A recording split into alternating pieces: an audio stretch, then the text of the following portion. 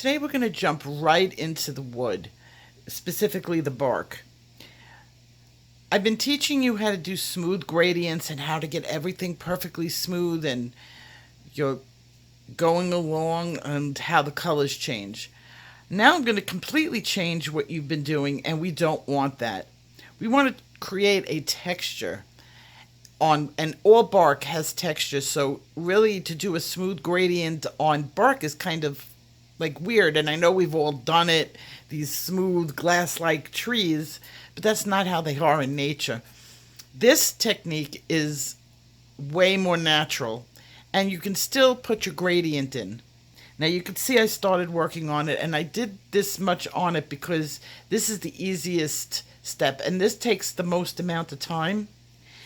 You have your 4 or 5 pencils that you're working with. One of them has to include yellow. I don't care which yellow you use. I use canary yellow. And in the past, I've said to work, like I like shadowing and doing my dark with blue. Blue, when you mix it with the yellow, is going to turn green. So unless you want some green in your picture, which you might, but usually it's like a bright green and it's not the mossy green that you're going to want, I would go to my grays. And which gray do you use? We went over this in another video. Cool gray goes with cool colors. Warm gray goes with warm colors. And then there's that French gray. French gray goes with your natural colors, anything that you find in nature. And of course, you have your tree. So when you're going to shadow, you're going to go straight, and it's an easy choice, straight to your French grays. What I started doing is making squiggly lines. The whole bottom layer of this is going to be a multitude of color and squiggly lines. And you've already blocked in. I told you in the last video, my intro video, to block in your darks, because you're not going to have squiggly lines in the dark, because dark will take away detail. But everything else that shows in the light, you're going to do with a very sharp pencil, and I'm working with my whole array of pencils, and no rhyme and reason. I don't care about roundness on it. We're going to do that at the very end. You're going to fill in squiggly lines, small, sharp pencil, and you're going to just keep going. This is why I did it before I got here, because it takes such a long time. You're going to fill in squiggly lines all over the place. Nice sharp pencils. And you're going to go right into the white of the lines. You don't have to, you can cross the lines, you cannot cross the lines. Just lots and lots of color on the page.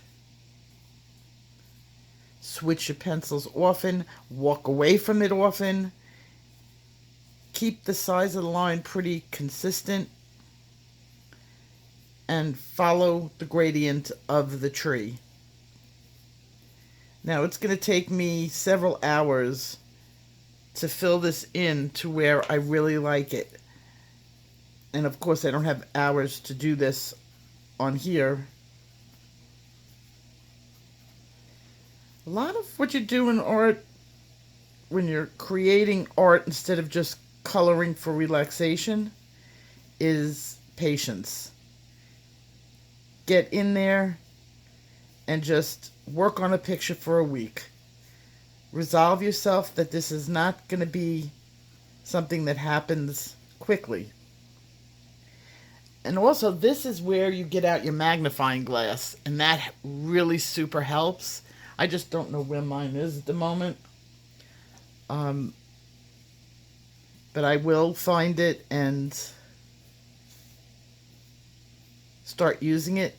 I'm going to get my whole base color filled in with these squiggly lines. And once the base color is there, we'll be able to put shape on the tree. So I will be back once I get the whole bottom layer done. I'm not going to work on the upper layers of the, the upper area of the tree, because this is enough here to demonstrate this technique. I'm going to just keep going, and I'll see you when I'm done. Okay, the next step that you're going to take for this texture. First step was coloring in your darks, okay, because you don't need texture in your darks. The next step was adding all your little squiggle lines in multiple colors. These are not going to be the colors of the tree per se. This is going to be the texture of the bark. Now you're going to do your shading. And why I'm considering this an intermediate level is because I'm going to ask you to change the way you hold your pencil. Normally you hold your pencil like this, very controlled. Now I'm asking you to go to the end, butt this into your hand, the end of the pencil, and you want plenty of space here. This is also a good thing that if you are too heavy-handed, somebody asked me about that yesterday and I completely forgot this trick. If you're too heavy-handed, move your pencil back. This will give you a much lighter touch on your paper. Works every time. Now I'm asking you to go to the back, and you're going to hit your hand with the back of the pencil and grab the pencil. This is going to give you plenty of angle, okay? And being able to work. I want you to use your lightest touch in this. For the people who have trouble with light touch, this might not be the trick for you. You have to really be in control of the pencil. What I don't want you to destroy is the texture of the wood. I don't want you to destroy the squiggles that you've made. I can even add in more squiggles, but this is for time. I'm not going to do that. You're going to take your hand and you're going to, like you're doing a regular shade, you're going to shade each one of this trunk of the tree so that it's round. So here you have the trunk, you're going to be doing it going around, which is a simple gradient going from dark to light in the middle to dark in the sides. You're going to do it very lightly,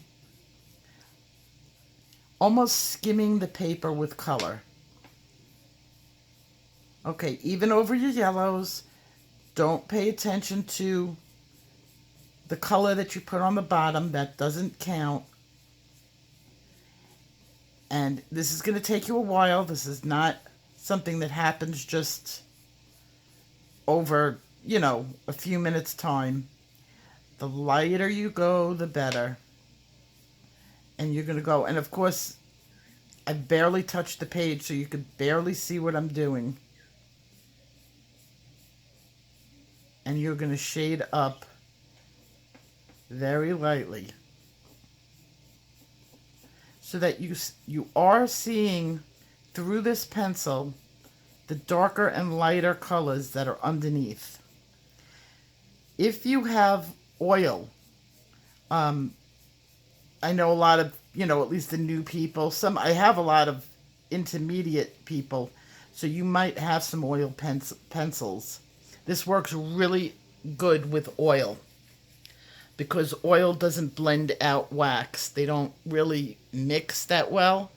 And so you get like a cellophane effect over your wax, not a blending, smushy type of thing. I'm using wax on wax, so you have to be very careful, very gentle, and keep on going. Keep your strokes going in the direction of the tree trunk.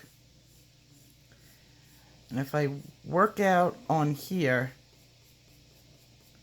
you'll be able to see exactly what's going to happen. It almost transforms, almost like the old-fashioned way of developing a picture. And when you put it in that chemical base, the picture just kind of rises up from underneath. That's kind of what's going to happen. Just have patience. Rome was not built in a day. The lighter You might not even notice it coming onto the paper, but it is. Very light layers are going into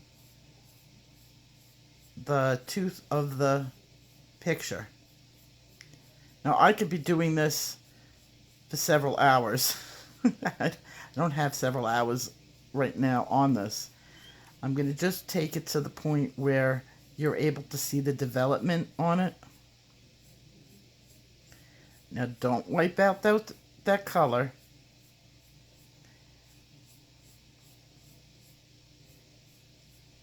Very, very light.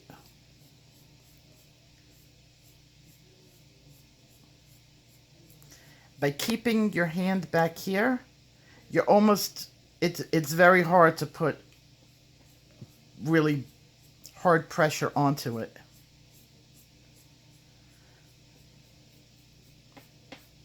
Okay, as this tree trunk goes in, I'm going to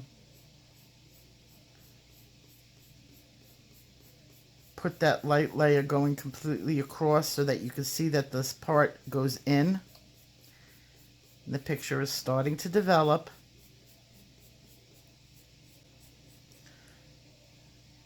Now look at this area as compared to this.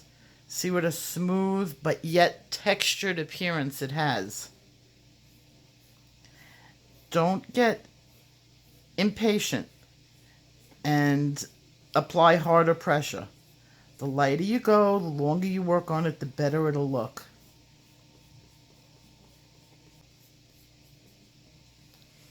Okay, I'm going to zoom in on it and let you take a look. Out of all of this, only about this is getting there.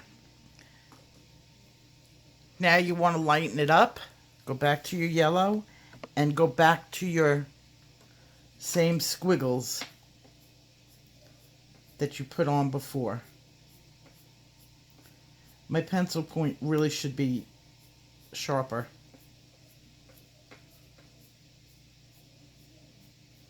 This is a do what I say, not what I do moment in time.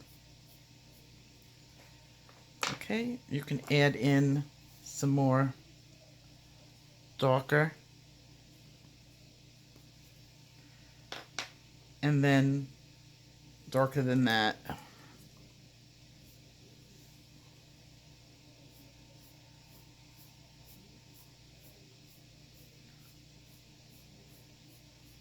All the while, keep that texture.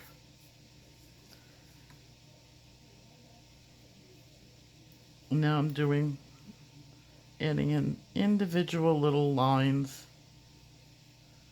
I'm beginning to sound like Bob Ross.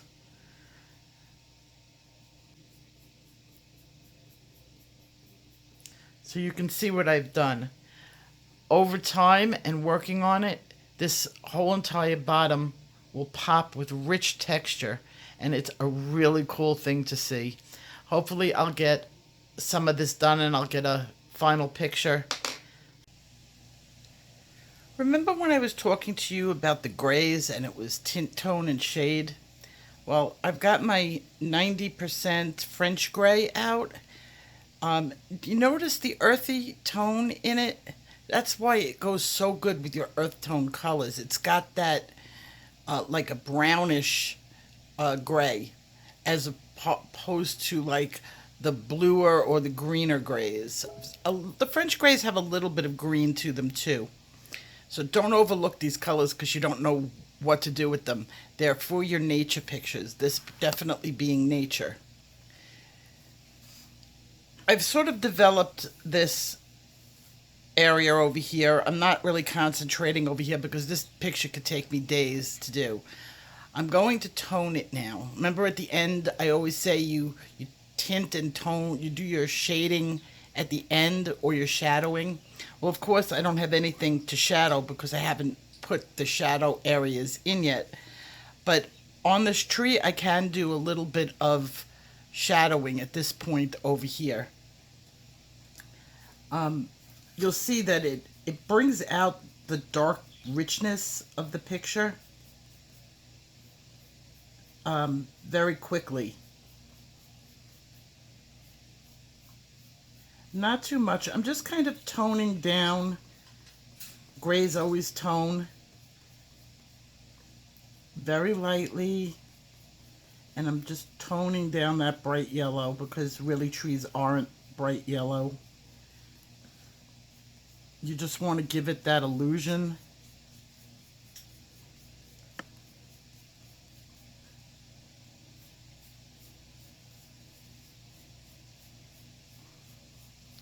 Still very light touch on it. This area still needs development. I don't want to touch it with my gray yet.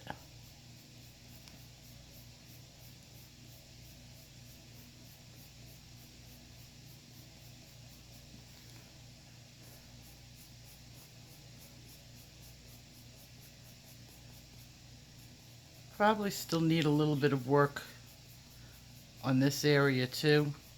I wouldn't consider this done, but for the sake of this video, unfortunately I do have to rush because I do want to start the other video on wood.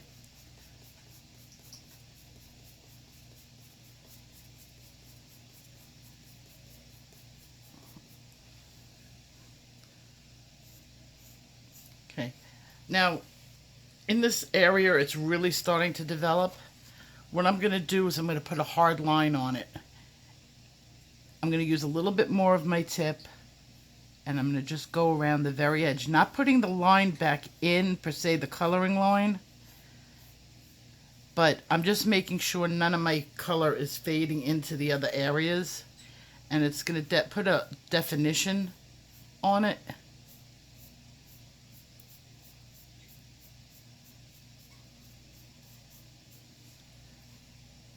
See how that finishes it off? And now I'm back to very light touch. Go back to my edge of my pencil and continue. Do not destroy your texture.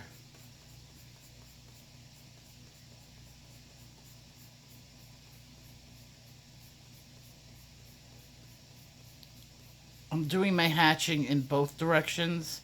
Just because I'm used to being able to bounce back and forth, and I have to keep the book steady for you guys, but you could be moving the book.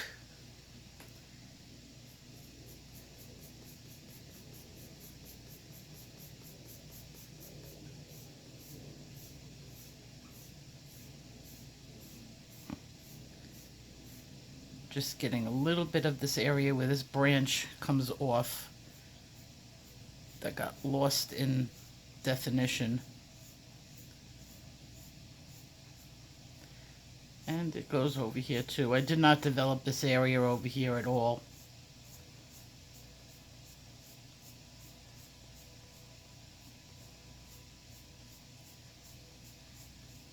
This morning I was teaching a class and somebody asked me what my my definitive like step-by-steps are.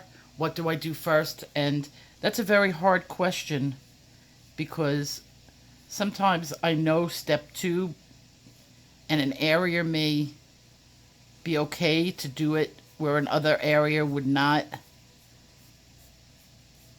So because I have experience, I know, and I could do it that way, but for now you guys can go step by step.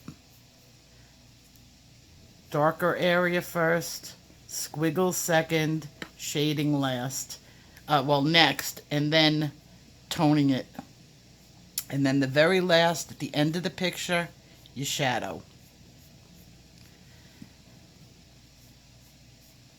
And that ties into my my style, how I developed my own style, and why my pictures are very much my style.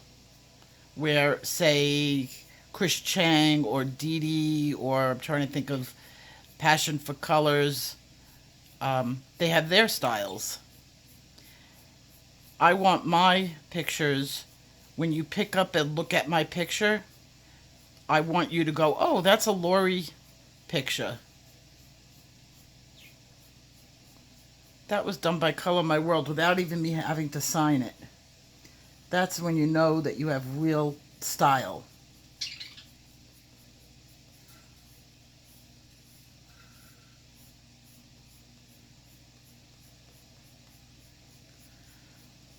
All right, I could be doing this for hours and hours. I'm not really going to do this picture to the end. I may at some point revisit it, but it'll just become one of those pictures that I have in the book that's unfinished, like so many.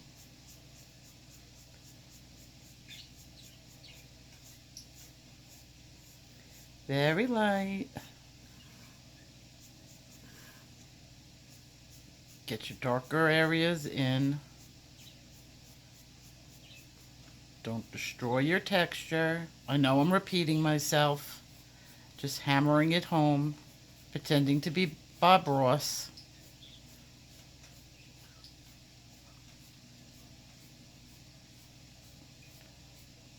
Right now I've switched from hatching over to tapered stroke.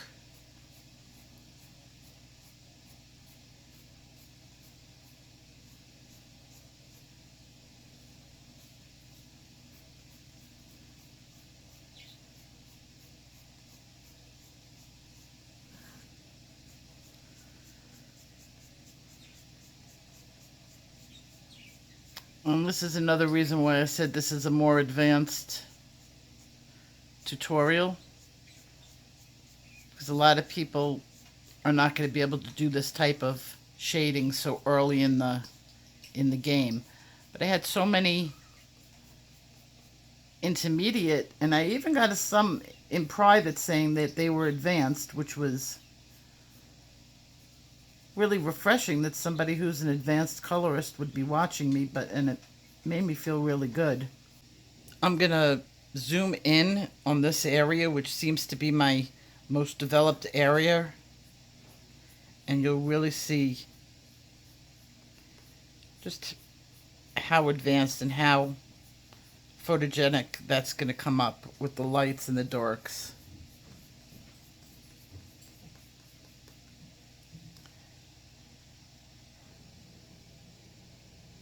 Before I end this lesson, I just want to remind you guys, and I know this is going to sound silly, don't use your eraser on this under any circumstances. This is not the technique you want to put your eraser on. It does something to the picture. It ruins the continuity of it. Shade it darker if you put it in an area. Once you hit it with an eraser, that area really doesn't come back, even though you'd like to. I think it does something like varnishes the paper a lot. I mean, you guys know that I love using my eraser to do highlights. The good thing about a tree is there are no really shiny areas in a tree. There's shaded areas on the tree. Some are lighter, some are darker. You could see the yellows coming in over here. The yellows are over here and over here. And that's what I would be doing my highlight, and where my concentration on my highlight is. Unless a tree has ice on it, maybe that's the only time you're going to have a shiny tree. The deeper your highlight, the shinier the surface. So this is definitely not a high highlighted picture. There are other things that would come out on here that would look really nice highlighted. The key, maybe I would put a highlight over here on his hat. There are other things, the light, the hardware. You can do a hard highlight, but definitely not your tree. And I may revisit this again. I like the fall leaves on this. That I really like the fall leaves. I didn't even realize they were there. So I might revisit it. So I will see you tomorrow. We're going to be working on wood that's been cut. Now that has a highlight on it because that has a finish. So we'll see you tomorrow and have a really great day. See more? Hit that like and subscribe. And don't forget to ring that bell.